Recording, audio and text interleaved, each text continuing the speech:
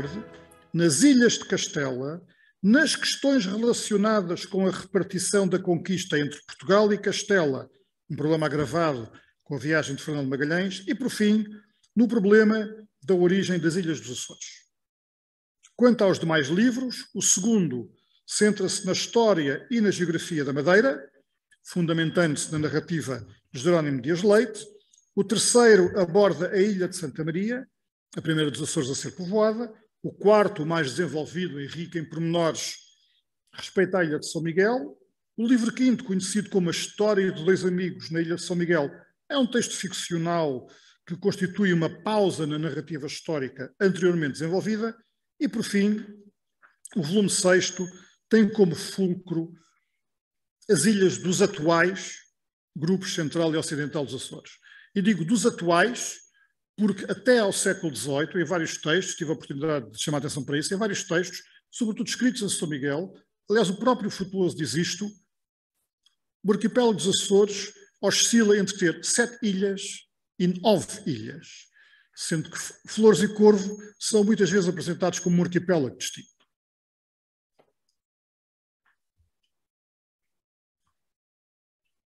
Só para percebermos o que eu irei falar a seguir, e antes de apresentar os autores, chamava a vossa atenção, e isto é a partir do Civisa, portanto, na Universidade dos Açores, esta é a sismicidade em São Miguel nos últimos 30 anos, ou nos Açores nos últimos 30 anos.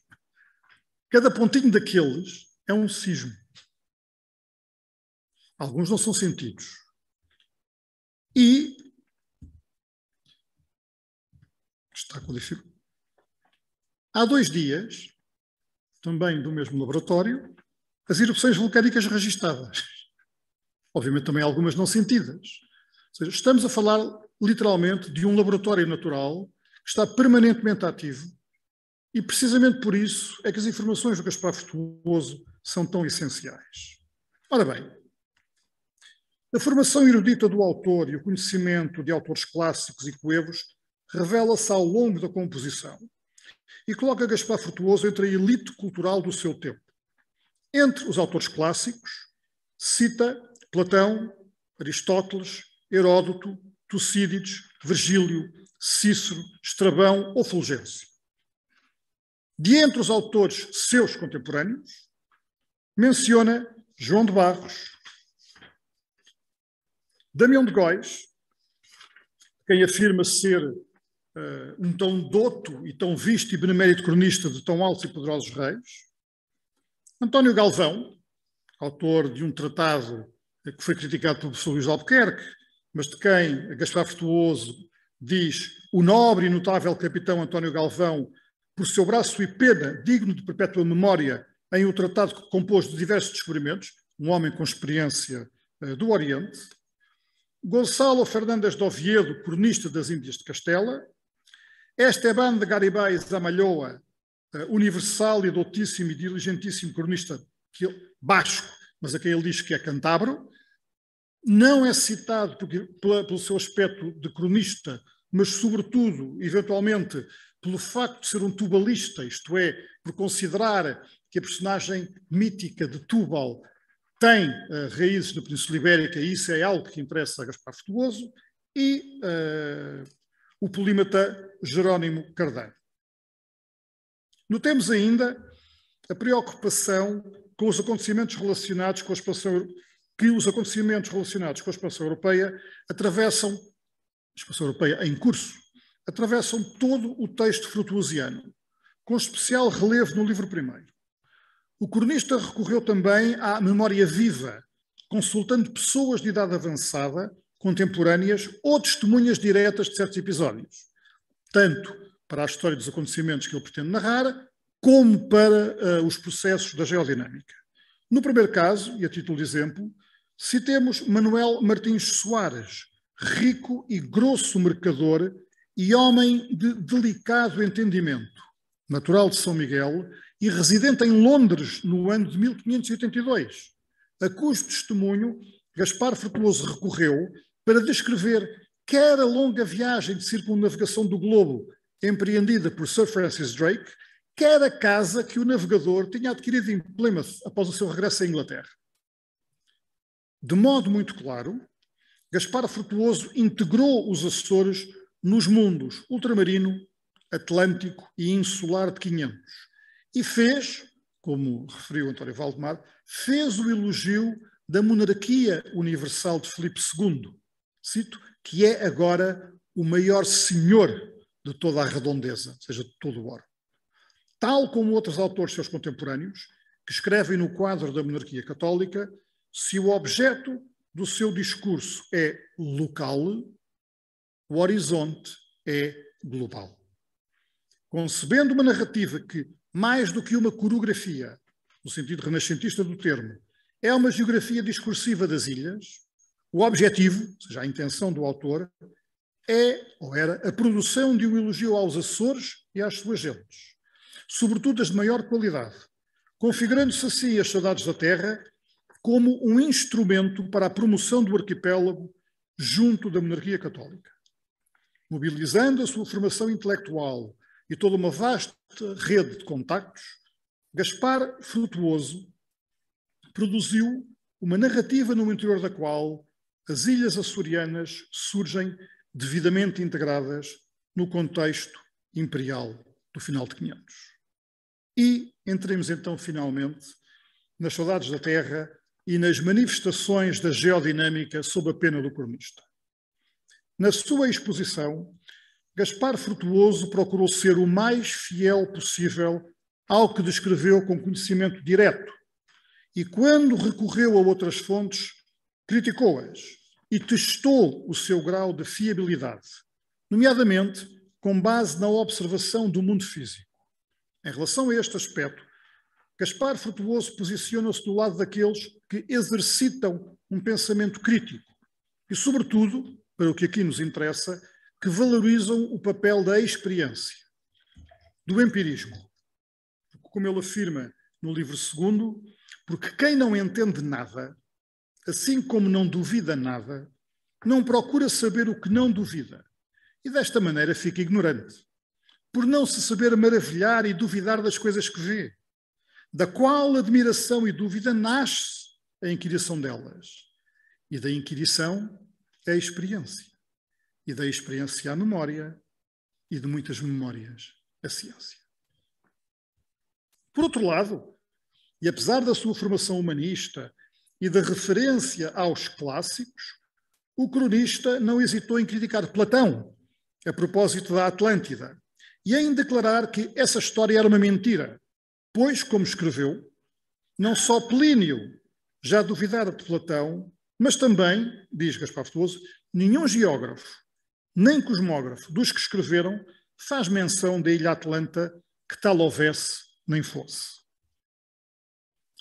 Acerca da origem das ilhas, a leitura do texto frutuosiano permite confirmar que o autor formulou hipóteses e apresentou explicações de caráter natural para a origem de certos acidentes. Uma explicação correta ou aproximada e que aponta para o que sabemos ser a ação da erosão e da geodinâmica. Embora, no contexto cultural da época, não fosse possível apresentar outra formulação que não apresentar Deus como a causa primeira de que tudo depende, daqui resultando causas segundas, Gaspar Frutuoso considerou que a formação das ilhas e as erupções se deviam à expulsão do basalto preso em cavidades subterrâneas. Atentemos na seguinte passagem relativa a essa questão.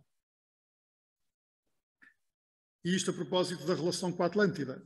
E se me disserem que estas ilhas são, ou parecem, pedaços de terra quebrados de outra terra grande, que poderia ser a Atlanta, pelas altas rochas que têm muitas partes como quebradas, a isso respondo que está claro, como se vê nesta ilha de São Miguel, que de princípio, junto do mar, eram as faldas das rochas rasas e quase ao nível com o mesmo mar. E depois, por incêndios, que antigamente, em diversos tempos, aconteceram, com que muitos ou quase todos os montes que então arrebentaram, deitando uns de si pedra de diversas maneiras, e terra, e cinza, e areia, e pedras palmas por diversas vezes, se levantaram e engrossaram as faldas baixas da terra e fizeram a altura que agora têm, indo quebrando às vezes, ou com o mar que as comia, ou com o peso da pedra e da terra pela pouca liga que faz entre si a pedra-pomes.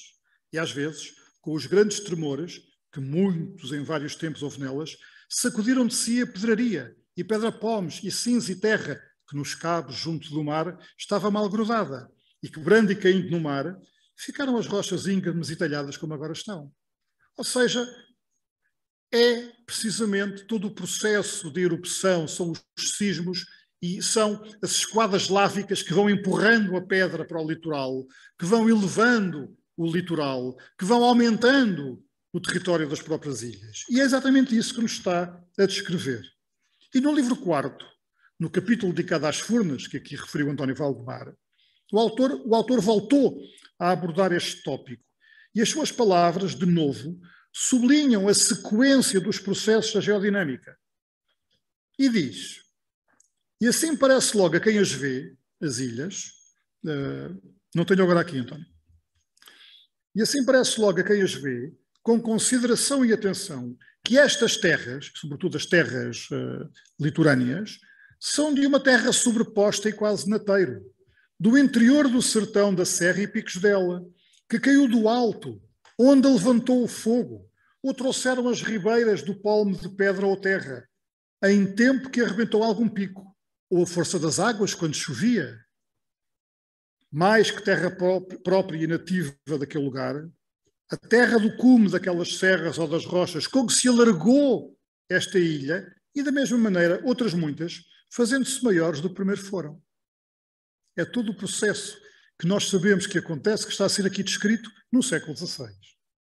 A descrição do mundo natural, da biodiversidade e dos fenómenos da natureza é tão pormenorizada que permite aos cientistas de hoje retirar informações da maior importância, quer para a história natural do arquipélago e das ilhas da Macaronésia, quer, questão que aqui estamos a abordar, para a avaliação do risco sísmico em determinadas regiões, a partir da análise do relato de eventos precisos e do estudo dos seus efeitos destruidores. Não tendo sido testemunha do sismo de 1522, recorreu a fontes orais para elaborar uma descrição que constitui a mais próxima do acontecimento e também a mais precisa, confirmada por estudos empreendidos por geólogos. Já em relação às erupções do Vulcão do Fogo e do Pico Queimado, na ilha de São Miguel, ocorridas em 1563, e aqui, para quem conhece bem, exatamente, e aqui podemos ver exatamente o impacto, a dimensão do que foi a esquadra lávica, porque o piso original estava muito mais abaixo e, obviamente, o piso atual é aquele que nos coloca acima da esquadra lávica. Já em relação às erupções do Vulcão do Fogo e do Pico Queimado, na ilha de São Miguel, ocorridas em 1563, Gaspar Frutuoso, vigário nomeado da paróquia da Matriz da Ribeira Grande em 1565, pôde não só recolher o testemunho dos moradores nas zonas afetadas, como ver os efeitos, ainda presentes, da atividade vulcânica. Este foi um dos acontecimentos que marcaram a história da ilha. Gaspar Frutuoso estabeleceu a cronologia dos diferentes acontecimentos. A erupção foi precedida por sismos que começaram a ser sentidos no dia 24 de junho, derrubando muitas casas na Ribeira Grande. A 28 de junho, uma segunda-feira, teve início a erupção, sabemos pelo relato que foi de caráter explosivo, no Pico das Berlengas, junto à Lagoa do Fogo, chovendo pedra, pomes e cinza em toda a zona oriental da ilha, que ficou envolta em escuridão até ao sábado seguinte, portanto uma semana praticamente. Entre a Ribeira Grande e a Maia, todas as novidades se perderam. E as ribeiras da Ribeira Grande, na costa norte, e da praia, na costa sul, sumiram-se, conforme escreveu o cronista. A 1 de julho ocorreram novos sismos. E no dia seguinte deu-se outra erupção, esta no Pico do Sapateiro, correndo lava durante 3 dias, processo que destruiu parcialmente a Ribeira Seca. Dias depois, a 9 de julho, abriu-se nova boca eruptiva, escoando lava em direção a Rabo de Peixe. De acordo com o testemunho do sacerdote micaelense, ter-se-á perdido a terça parte das terras de pão e de novidades, cerca de 3.000 moios de trigo. Para além da precisão do relato, Gaspar Frutuoso inovou ainda na explicação da formação do biscoito, termo que designa os mantos de lava basáltica com a superfície mais ou menos escoriácea. E aqui está a parte da expressão de onde eu retirei. Ambas estas ribeiras, resfriadas com o ar, ou seja, as ribeiras de fogo, da lava, ambas estas ribeiras, resfriadas com o ar, se tornaram logo biscoitos, ou biscoitais, de ásperas pedras, como outros muitos em muitas partes desta ilha semelhantes. E da mesma maneira, já corridos muitos anos atrás, por muitas vezes, antes que esta ilha fosse habitada, os quais ninguém entendia, nem acabou de entender a origem e causa deles, senão depois que viram correr estas ribeiras de pedra derretida, que descobriram o segredo desta filosofia, porque de antes havia diversas opiniões deles, como irei dizendo. Mas o tempo, em nossos dias, com este segundo terremoto, descobriu a verdade disto, pois os biscoitos não são outra coisa senão umas ribeiras de fogo, que de alguma matéria que do centro ou concavidade da terra, incendida com enxofre, salitre e outros materiais, saía derretida em diversos tempos e anos, como neste de 63, pelos pés e mais altos cumes dos montes, quase todos, como claramente suas bocas, que neles se veem abertas, dão testemunho verdadeiro. São apenas alguns exemplos que permitem atestar a correção do olhar Gaspar Frutuoso e que o posicionam como um naturalista e um bom intérprete, um historiador, como dissemos, apesar de se situar dentro dos parâmetros do seu tempo, e um bom analista, um bom observador dos fenómenos decorrentes da geodinâmica.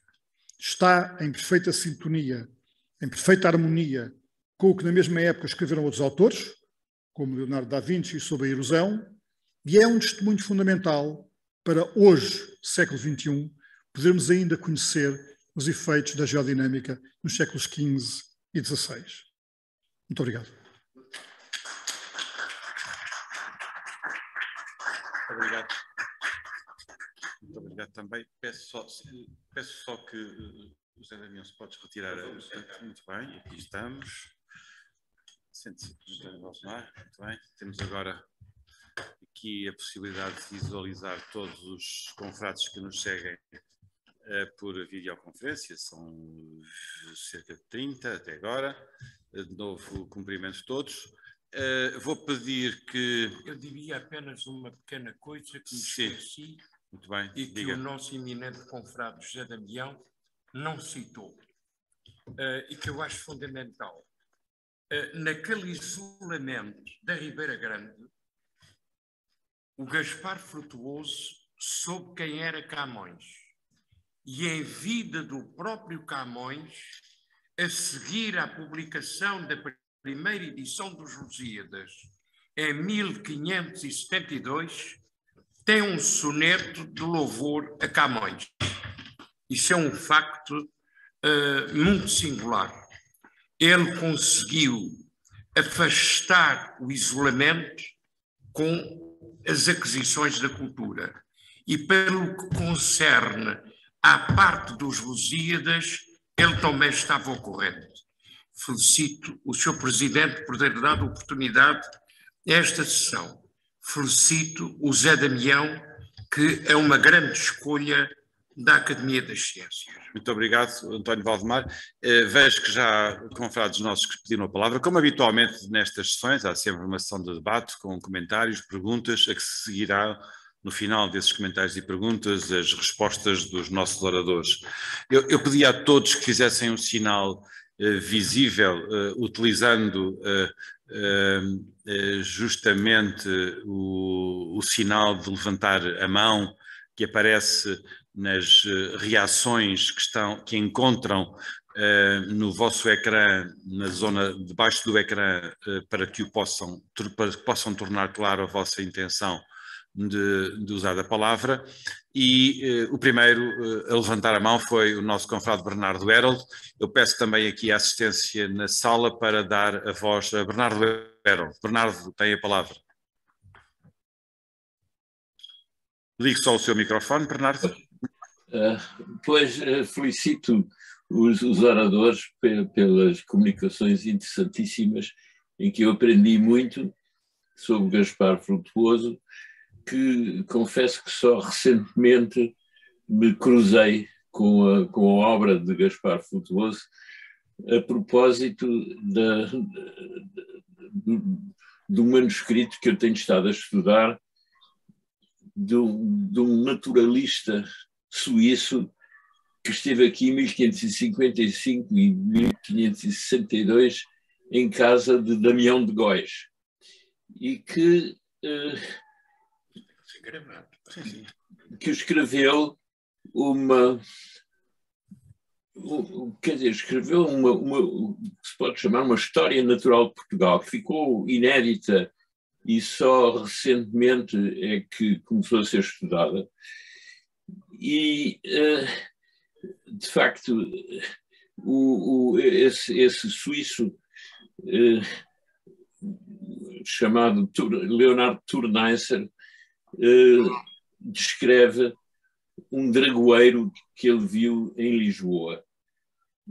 E a propósito desse dragoeiro, que ele descreve 20 anos antes da descrição que é citada como, na história da botânica, como a primeira descrição por Clusius. Pronto, 20 anos antes, este suíço também descreveu o dragoeiro, só que o manuscrito ficou inédito, só foi redescoberto passado muitos anos. Mas o que eu verifiquei é que realmente, ao querer fazer a história do dragoeiro, que é justamente natural da Macaronésia, o Gaspar Frutuoso é uma referência absolutamente incontornável. Portanto, digamos, os méritos dele como naturalista, como descritor da natureza, não se limitam à geologia e à vulcanologia. De facto, na botânica, ele teve um papel importante a descrever o dragoeiro e a sua cultura, a sua ocorrência nos Açores. Portanto, de facto, estou muito grato por terem preenchido aqui uma parte das lacunas do meu conhecimento que eu tinha detectado recentemente. Muito obrigado.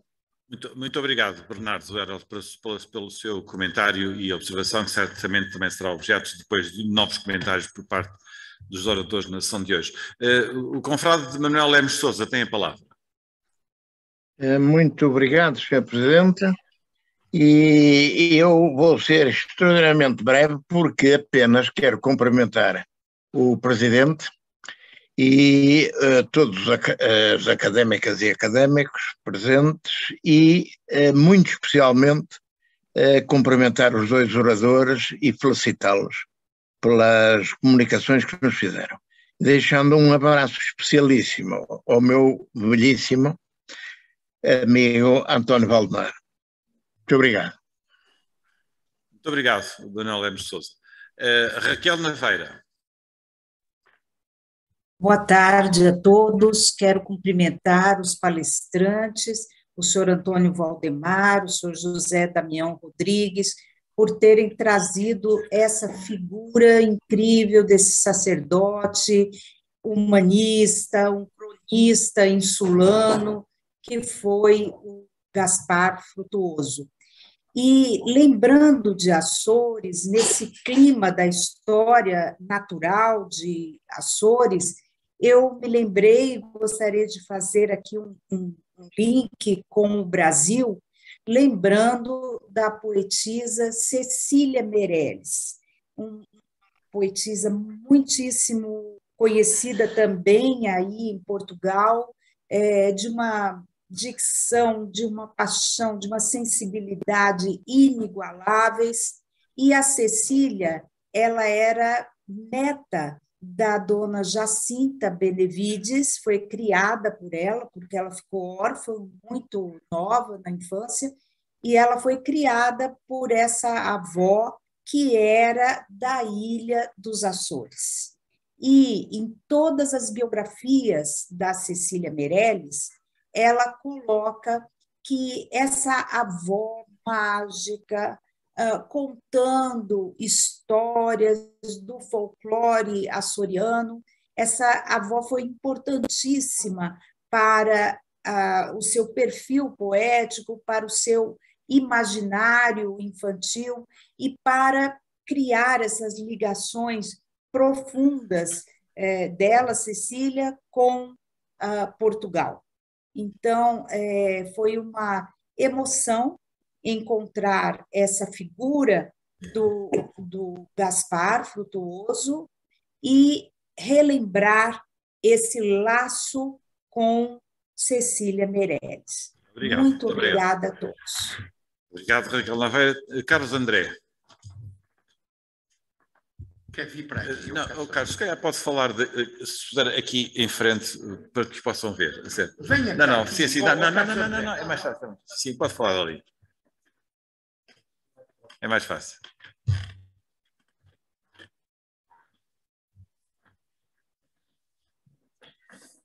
Também eu gostaria de saudar o Sr. Presidente da classe, o Sr. Presidente da Academia, perdão, o meu querido amigo e confrade José Luís Cardoso, os dois palestrantes, com quem aprendi muito.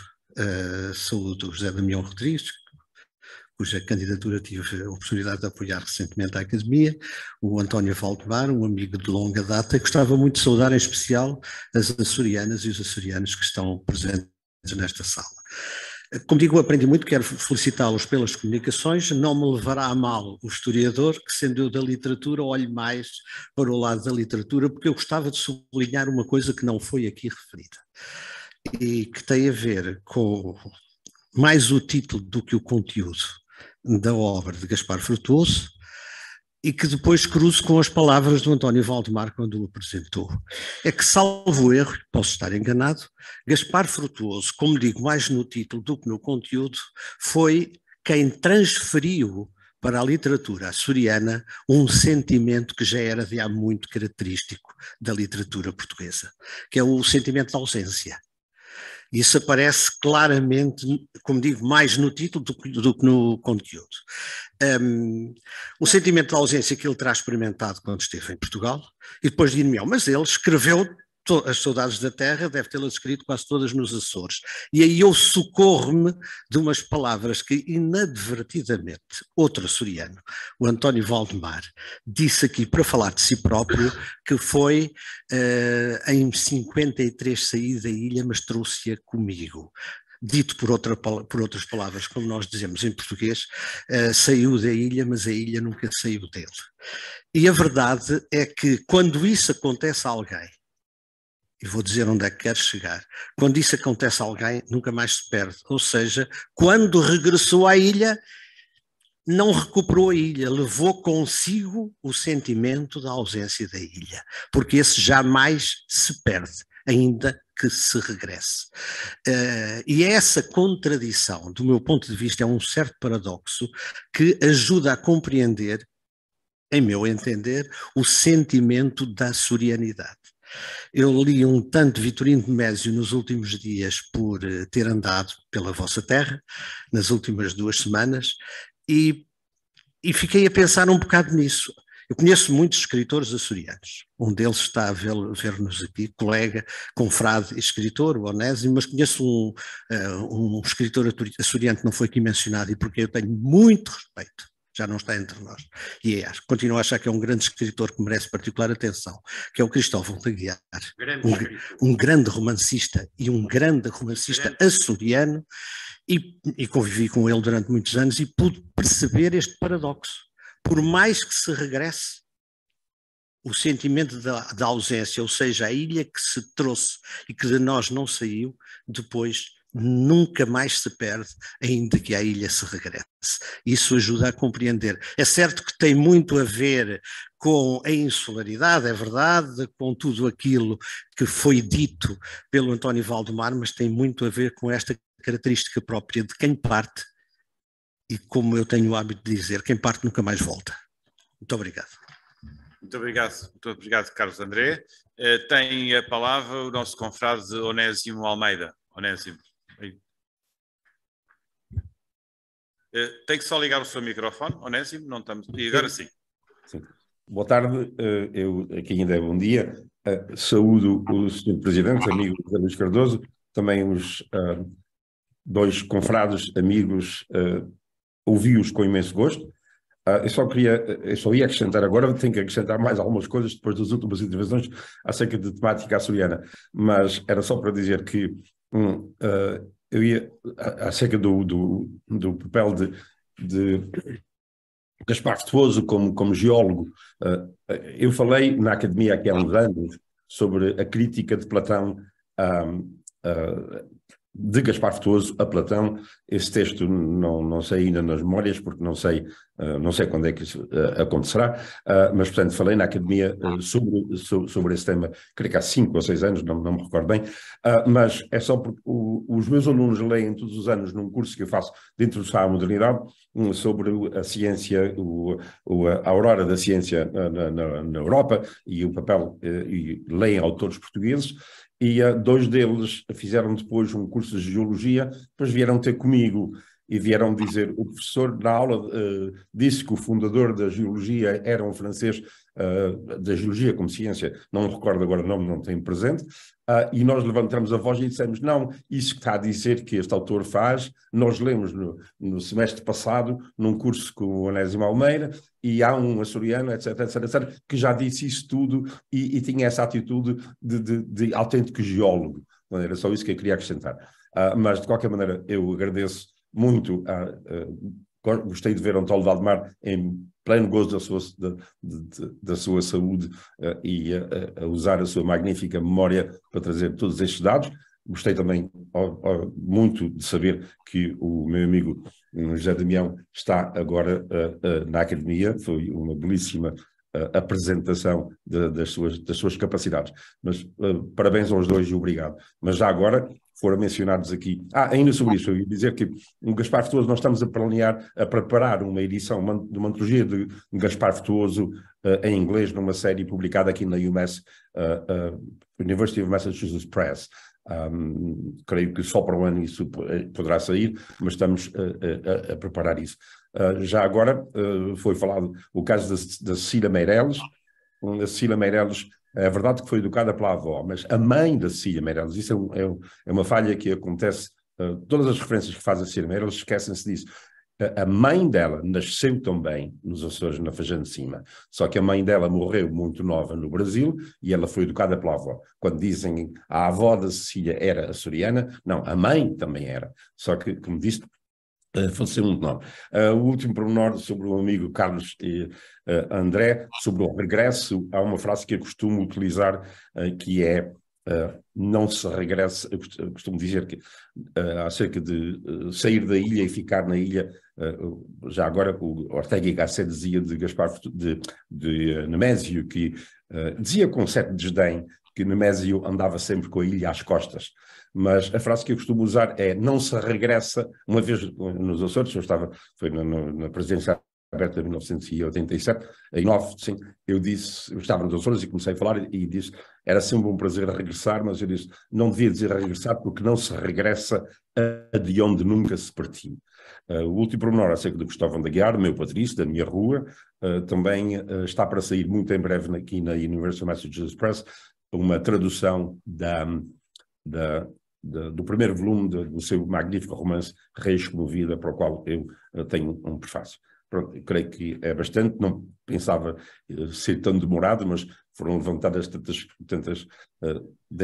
deixaram no ar tantas abertas que eu tinha que acrescentar todos estes pormenores. Uma vez mais, muitíssimo obrigado pelas comunicações de hoje. Muito obrigado, Onésimo, também pelos seus comentários, observações e notícias. Não vejo mais ninguém inscrito, mas eu não resisto a fazer também colocar uma breve questão antes de dar a palavra a José Damião Rodrigues e a António Valdemar. Nas palavras de António Valdemar, eu anotei, e isso é habitualmente referido pelos seus biógrafos sempre, esta sua passagem por Salamanca. E a pergunta que eu tenho a fazer, e a sua passagem e o facto de ele ter sido discípulo de Domingos de Soto, porque eu acho que isso pode ser, e gostava de perguntar se isto tem sido objeto de estudo ou se há alguma linha de trabalho nessa direção, porque de facto Domingos de Soto, com outros representantes da segunda escolástica e da renovação do pensamento escolástico da Escola de Salamanca, tem um papel importantíssimo na reflexão sobre não apenas os temas da sociedade e da vida, mas também, e à luz de uma nova visão e de uma renovação do pensamento escolástico, mas também que está na origem da própria renovação do pensamento sobre a natureza e sobre o mundo natural. E aquilo que José Damião Rodrigues aqui nos trouxe, apresentando este Gaspar Frutuoso como filósofo natural avant la lettre, acompanhado das citações de Gaspar Frutuoso, particularmente aquela em que fala sobre a importância da experiência como base do conhecimento científico, permite-me, no fundo, colocar esta questão, que é saber se esta ligação de juventude de Gaspar Frutuoso a Domingos de Soto e, sobretudo, à renovação do pensamento escolástico, tem sido, pela historiografia do autor, trabalhada nesta perspectiva, no fundo, da clarificação da modernidade do seu pensamento. Porque se não há dúvida nenhuma que há os testemunhos, a presença, a observação, a experiência e a forma como ele faz o relato do mundo natural que ele conhece e que descreve na sua obra, há sempre, digamos, uma formação inicial e há sempre uma influência e há sempre princípios básicos do entendimento do mundo, do entendimento da ciência, e que neste caso a minha pergunta é, no fundo, e a minha sugestão é que, pesquisando nessa ligação à segunda escolástica de Salamanca, talvez nós possamos ter e perceber como Gaspar Frutuoso é não apenas o primeiro geólogo ou o primeiro botânico ou um grande naturalista, mas é também, no fundo, um filósofo do conhecimento e da ciência, a par dos vultos mais marcantes da segunda escolástica de Salamanca. Vou, se calhar, dar a palavra por ordem inversa das apresentações, primeiro ao José Damião, para que o nosso decano António Valdemar possa concluir. José Damião. Muito obrigado, Sr. Presidente. Permitam-me que eu comece agradecendo a todos os confrados as perguntas que foram colocadas e os comentários, e permitam-me que faça uma confissão. Há muitos anos, num colóquio na praia da Vitória, alguém apresentou um CD em que declamava poemas, e um dos poemas era da Cecília Meirelles. E não só a pessoa em causa, que enfim, que tem uma voz magnífica, enfim, é pouco conhecido. Eu comprei o CD, mas sobretudo eu pedi autorização para recolher os poemas que estavam em folhas de cartão pendurados no teto, e ainda hoje, e tenho no meu quarto esse poema da Cecília Meirelles, que é dos poemas que eu considero mais bonitos, mais belos e também mais tristes, verdadeiramente, e que começa: pus o meu sonho num navio e o navio em cima do mar. Depois abri o mar com as mãos para o meu sonho naufragar. E continua. E acho que isto diz muito também de quem é a Cecília Meirelles, mas também do que pode ser algo mais do que a Cecília Meirelles, um outro sentimento, não é? Que nós temos aqui a discutir e que não iremos aqui fazê-lo.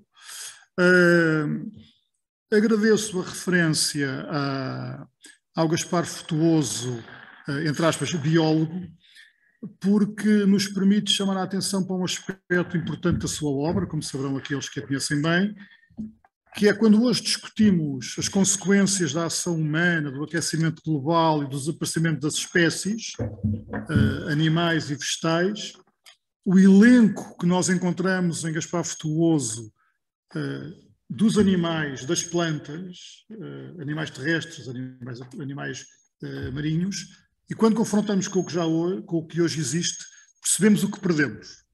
E continuamos sempre a dizer, agora quando falamos em termos, lá está, isto é um aspecto importante para a Academia das Ciências de Lisboa, e o nosso Presidente é sensível a isso, falamos em questões estratégicas, na contribuição da Academia para o desenvolvimento do país, o alargamento estratégico da plataforma continental, o papel central dos Açores. Ora bem, se o mar dos Açores continua a ser um mar riquíssimo, confrontando com o que diz o Gaspar Frutuoso, nós percebemos o que também fomos perdendo.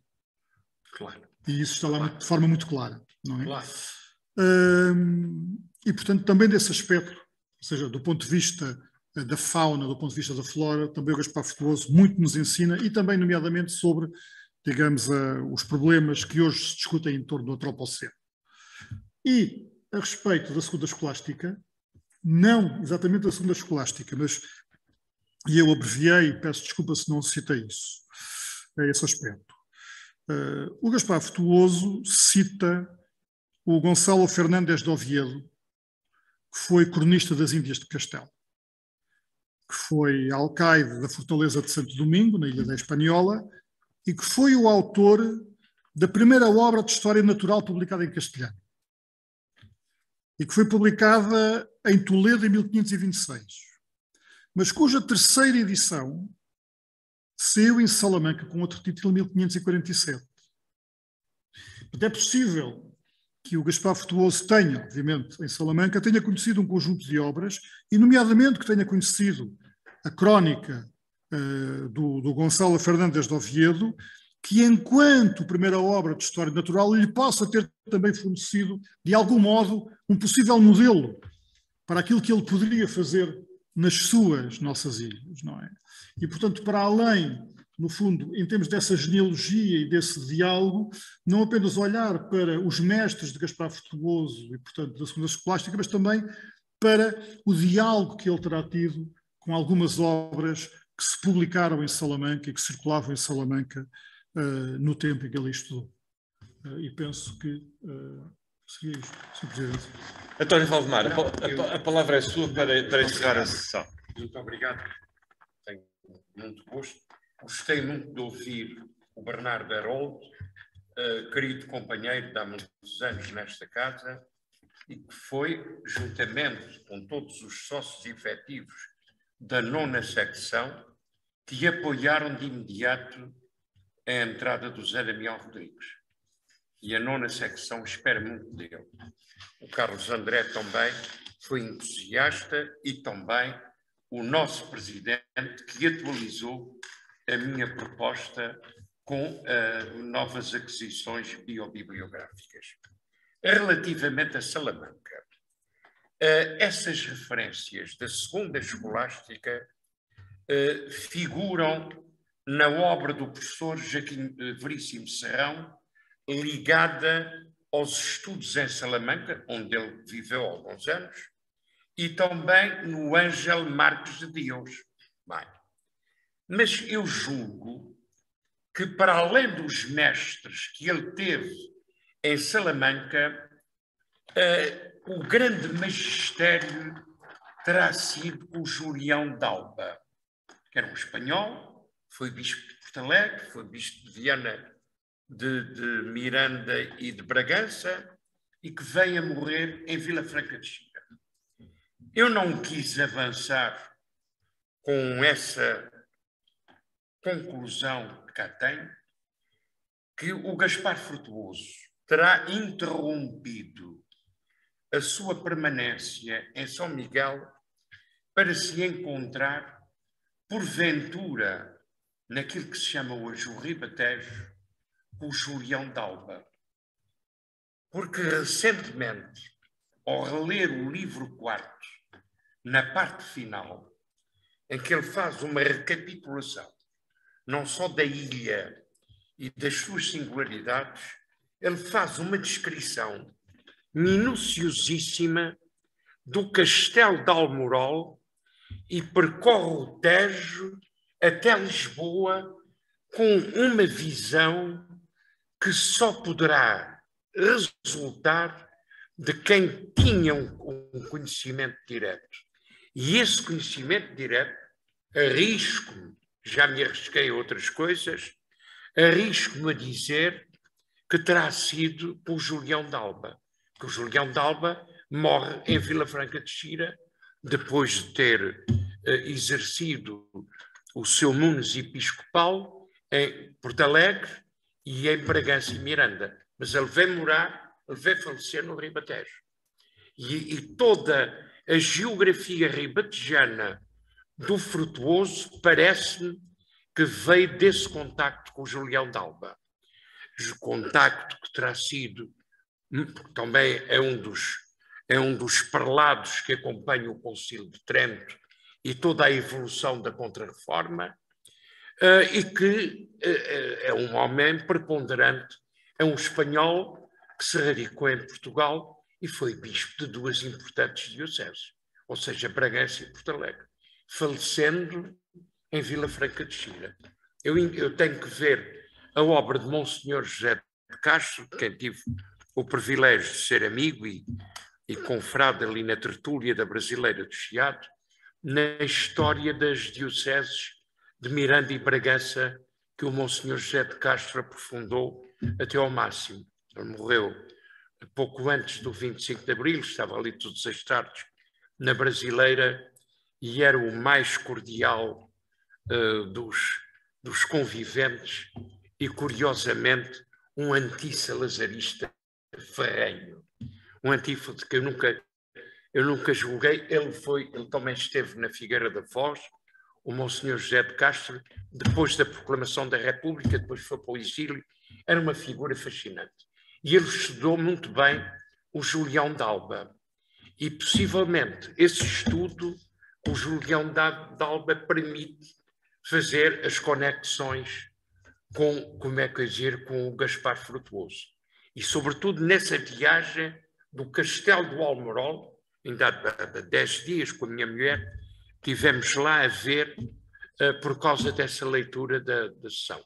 Agradeço muito reconhecidamente ao Sr. Presidente por ter completado o ciclo fructuosiano aqui na Academia das Ciências, escolhendo o Zé Damião e aceitando a minha proposta.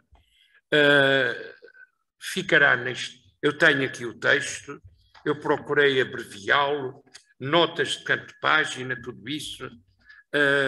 Tenho isso para ir, julgo que será ou a última ou a penúltima das minhas vindas à Academia. Além de estar em todas as sessões e nas eleições, já continua a ser o seu apoiante. Muito obrigado. Isso é mais pequena dúvida. Muito obrigado, António Valdemar. Foi uma sessão magnífica. Agradeço a todos a vossa presença e as questões que colocaram, os comentários e muito especialmente aos nossos confrades José Damião Rodrigues e António Valdemar. A propósito das publicações, que foi aflorado na intervenção do Onésimo e agora também aqui, há de facto um atraso na publicação das memórias da Academia. Estamos a procurar recuperá-lo, mas vamos procurar também introduzir, e aproveito para dar algumas notícias neste final de sessão, uma vez terminada a sessão. Vamos procurar introduzir um novo formato nas publicações da Academia. A partir do próximo ano, isso nada impede que não seja já a partir das comunicações que nos vão chegando, nós vamos inaugurar uma forma de publicação imediata dos textos que nos chegam online. Elas ficarão com um número de registro da sessão em que foram apresentadas e da data referentes ao ano, neste caso do ano 23. Vamos procurar fazer isso a partir de 2023. A partir do momento em que estão online, no final do ano, um ano depois, em janeiro do ano seguinte, compilam-se aquelas que tenham sido apresentadas nesse ano para manter a publicação do volume das memórias da Academia impresso. Isto não significa a prescindir ou deixar de ter os volumes impressos, vamos continuar a tê-los, mas há de facto um atraso substancial que faz com que comunicações, o Onésimo aqui o referiu, mas muitas outras que são apresentadas há 5, 6 anos continuam a aguardar, porque por vezes há autores e há académicos que são rápidos na entrega dos textos, há outros que são mais lentos e a junção de todos os textos é de facto um quebra-cabeças muito grande para os nossos confrades que são responsáveis do setor das publicações. Esperemos que esta novidade no próximo ano possa permitir que todos tenhamos um contacto mais imediato, mais rápido e com os textos que aqui são apresentados. Eu repito, o que não invalida a publicação um ano depois de forma escrita. Queria também já agora aproveitar, uma vez que que aqui se referiu anos, aniversários, centenários a celebrar no próximo ano. As nossas sessões vão decorrer até ao final do ano, mas permito-me destacar 2 centenários que vamos celebrar.